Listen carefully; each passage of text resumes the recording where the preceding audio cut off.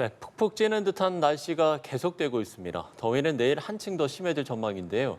열대 해상에서 잇따라 발생한 태풍들이 동반 북상하면서 한반도의 더위를 더 부추기고 있습니다. 네, 태풍이 왜 비가 아닌 열기를 몰고 오는 건지 전문가 연결해 알아보겠습니다. 문일주 제주대 태풍연구센터장 화상 연결돼 있습니다. 안녕하십니까? 안녕하십니까? 안녕하세요. 예.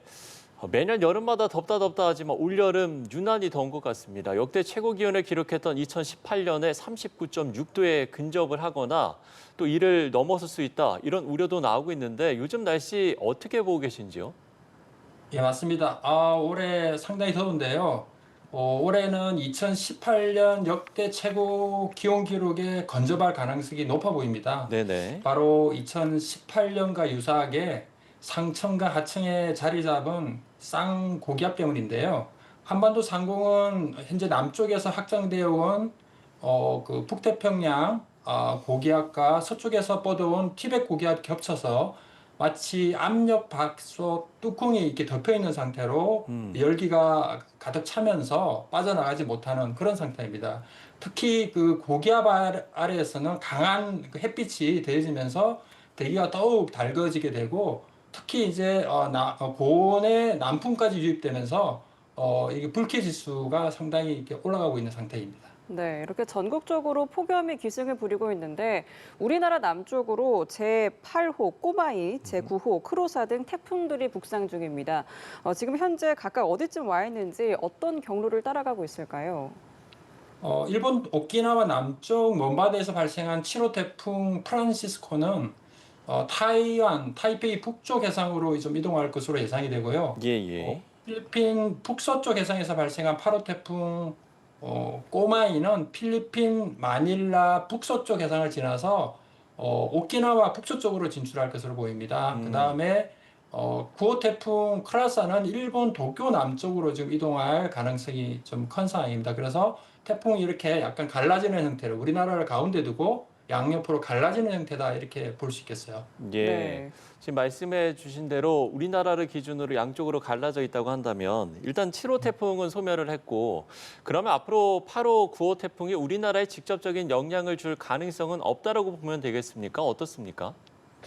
맞습니다. 일단 뭐 경로를 보면 우리나라로 직접 오지는 못하고 예. 이렇게 양쪽으로 이렇게 뻗어가고 있기 때문에 이제 직접 영향은 없을 것 같고요. 단지 이제 9호 태풍 같은 경우에는 지금 이제 발달해서 가고 있기 때문에 향후에 이제 여러 가지 기상 상황에 따라 약간 바뀔 수는 있지만 현재 예측으로는 우리나라에는 이제 직접적인 영향이 없을 가능성이 큽니다. 네. 자, 이번 더위는 주말인 내일 절정에 이를 전망인데 지금 동시에 이동하고 있는 태풍들이 한반도 더위를 부추기고 있다고요? 예, 맞습니다. 사실은 이 현재 새 태풍은 북태평양 고기압이라는 벽에 가로막혀서 더 이상 북상을 하지 못하고 있는데요. 그러다 보니 우리나라에 비도 뿌리지 못하고 계속 이렇게 폭염만 강화되고 있는 실정입니다. 네. 이러한 것은 이 태풍과 고기압의 상호작용 때문인데요. 이 태풍이 이제 북상을 하게 되면 북상하는 과정에서 태풍에서 상승한 공기가 한반도에 이렇게 하강하게 됩니다. 이렇게 네. 공기가 하강하게 되면 고기압을 더 강화시키거든요.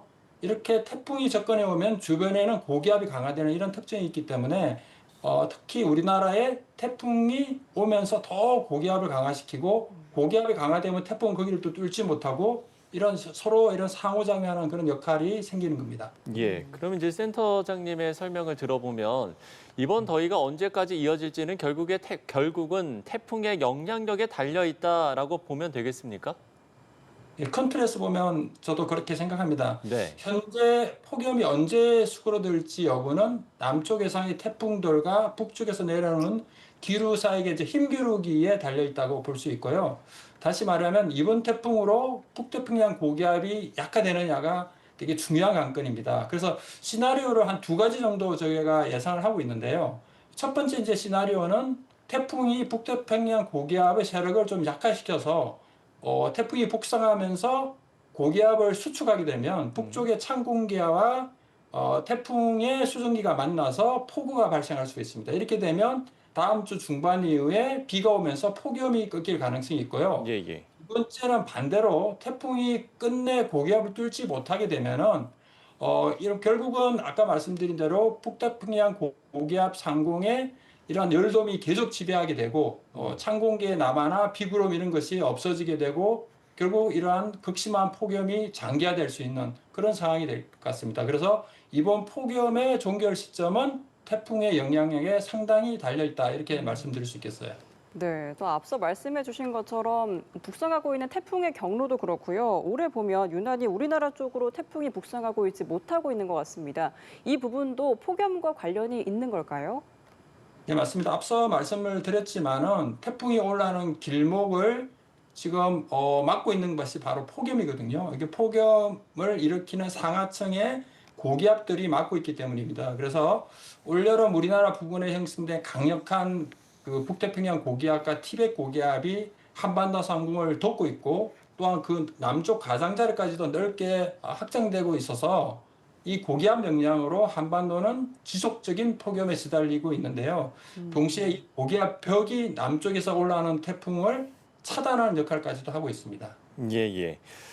북상 중이던 7호 태풍 프란치스코가 소멸을 했습니다만 간접 영향을 받는 제주도에는 내일과 모레 비가 올 텐데 이제 본격적인 휴가철이 시작되기 때문에 피서객들이 안전사고에 주의를 해야 될 것 같습니다. 이 부분과 관련해서도 한 말씀 해주신다면요? 그렇죠. 태풍이 이제 직접 영향권에는 벗어나 있지만은 네네. 제주도는 이 7호 태풍 프란시스코의 가장자리가 몰고 오는 비구름과 강풍의 영향을 일부 받을 것으로 보입니다. 기상청 예보에 따르면 제주도에는 26일 오후부터 27일 오전 사이에 비가 내릴 가능성이 있습니다. 큰 비는 아니지만 국지적으로 다소 강한 소나기성 비가 내릴 수가 있어서 야외 활동하는 분들은 대비를 하시는 게 좋겠습니다. 바람도 강하게 불 전망입니다. 태풍이 멀리 떨어져 있어도 주변 기압차로 인해서 특히 제주도 남쪽 해상에는 강한 강풍이 불 수 있어서 네네. 제주 산지에서 야영을 하거나 해변에 머무는 관광객들은 각별히 조심을 해야 할 것 같습니다. 해상에서는 풍랑주의보가 내려질 가능성이 있습니다. 물결이 2에서 4m 정도로 다소 높게 일겠고요. 특히 먼 거리에서 너울성 파도가 와서 갑자기 해변을 덮칠 수가 있거든요. 그래서 해수욕이나 해양 레저 하시는 분들은 안전 수칙을 반드시 지키고 사항을 살펴봐야 하겠습니다. 그렇지만 이번 태풍 때문에 휴가 일정을 바꿀 필요는 없을 것 같습니다. 네. 제주 방문 시에 강한 바람하고 물결만 유념하면 큰 어려움 없이 휴가를 즐길 수 있을 것 같습니다. 네, 알겠습니다. 다음 주 중반 이후에는 폭염 아니면 폭우가 예보가 되어 있습니다. 지금 연이은 태풍 발달로 좀 날씨 변동성이 큰 상황인데 이렇게 폭염과 폭우, 태풍 이렇게 좀 혼선되는 이런 상황, 이런 변동성이 좀 언제까지 이어지겠습니까? 근데 이제 여름철에 이렇게 태풍이 북상하지 못하고 있다가도 가을이 되면은 완전히 또 기압 배치가 바뀝니다. 예. 그래서 보통 이렇게 폭염이 있다가 가을이 접어들면서 북태평양 고기압이 물러날 때 그때 태풍이 이 북태평양 고기압 가장자리를 따라서 우리나라로 많이 접근해서 큰 피해를 입히는 경우가 많았거든요. 특히 요즘에는 여름보다는 가을 태풍이 훨씬 더 강하고 예. 우리나라도 가을철에 더 많은 태풍이 지금 북상하는 경향이 있습니다. 그래서 여름철에 우리가 이제 태풍이 좀 안 온다고 해서 방심하기는 아직 이르고요. 네. 가을까지도 태풍 대비를 철저히 해야 할 것 같습니다. 예. 올여름 이제 폭우와 폭염을 오가는 극단적인 날씨가 이어지고 있는데 지구 온난화로 태풍의 강도가 더 세지고 있다는 분석도 나오고 있습니다. 그러면 뭐 앞서서도 이야기를 해주셨습니다만 이제 가을 태풍까지 우리가 유의를 해야 한다라고 이야기를 했는데 올여름 태풍을 지금 이 시점에도 좀 전망을 해볼 수 있습니까? 어떻습니까? 아까 말씀드렸듯이 태풍이라는 것이 결국은 수온이 올라가면 강해지거든요. 네네. 그래서 지금 현재 북서태평양 수온이 꽤 이제 평년보다 높은 상태고 이 상태에서 태풍이 만약 우리나라로 진로를 털어서 오게 된다면 아주 강한 태풍으로 우리나라에 상륙할 확률이 점점 커지고 있거든요. 그래서 특히 아까 말씀드린 가을철에 올라오는 태풍들이 훨씬 더 좋은 환경을 가지고 우리나라까지 북상을 할 수가 있어서 예. 이런 이제 지구 온난화 시기에는 특히 이렇게 강해지는 태풍에 대한 대비가 철저히 필요해 보입니다. 예. 예. 그러면 지금 가을 태풍이 더 강해지는 이유는 결국에는 지구 온난화 영향 때문인 겁니까? 어, 지구 온난화는 이제 평균적으로 태풍을 강화시키고요. 특히 네. 이제 가을철에 이렇게 태풍이 센 이유는 예, 예. 우리가 이제 해수면 온도도 올라가지만 가을이 되면 이렇게 물이 수직으로 섞이면서 밑에 물도 따뜻해집니다. 이렇게 표층만 따뜻한 게 아니고 바다 밑에 물도 따뜻해지게 되고 또한 대기도 이제 찬 공기들이 살살 내려오면서 태풍이라는 게 물이 정발을 해야 에너지를 많이 공급을 받는데 찬 공기가 내려오면서 더 정발이 잘 됩니다. 그렇게 되면서 태풍이 에너지를 더욱 공급하면서 가을철에 이렇게 강한 태풍들이 올 수 있는 겁니다. 예. 그러면 이제 앞으로는 가을 태풍도 그러니까 우리가 흔히 얘기하는 이제 정례화라는 이런 이야기를 하는데 가을 태풍 역시도 앞으로는 이제 계속해서 정례화되는 건지 이 부분이 끝으로 좀 궁금한데요. 그렇죠. 이제 저희가 현재 지금 추세는 여름 태풍은 조금 약해지고 있고요. 네네. 오히려 가을 태풍이 더 세지고 있거든요. 이거는 우리나라뿐만 아니라 전 세계에서 좀 공통적으로 나타나는 특징인데 예. 우리가 이제 지구 온난화도 보면 계절별로 온도의 상승폭이 다르지 않습니까? 여름철에 온도가 올라가는 것보다 약간 추운 계절에 올라가는 온도가 더 크기 때문에 태풍도 이렇게 여름철보다는 조금 추운 계절로 가는 이런 트랜지션하는 시기에 태풍이 더 강해질 수가 있고 이런 예. 것들이 어떻게 보면 지구 온난화의 한 가지의 어떤 영향으로도 볼 수 있을 것 같습니다. 네, 알겠습니다. 길어지는 더위와 함께 태풍 전망까지 문일주 제주대 태풍연구센터장과 화상으로 연결했습니다. 오늘 말씀 말씀 고맙습니다. 고맙습니다. 네, 감사합니다.